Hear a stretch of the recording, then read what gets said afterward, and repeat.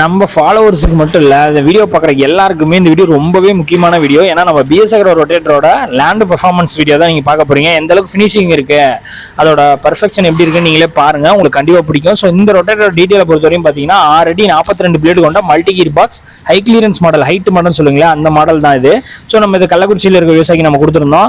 So அவங்க லேண்டில் ஓட்டி பார்த்துட்டு ஸோ பர்ஃபார்மன்ஸ் பக்காவாக இருக்குன்னு சொல்லிட்டு நம்ம வீடியோ அனுப்பிச்சிருந்தாங்க. ஸோ அதை தான் நம்ம வீடியோவை இப்போ கொடுத்துருக்கோம்.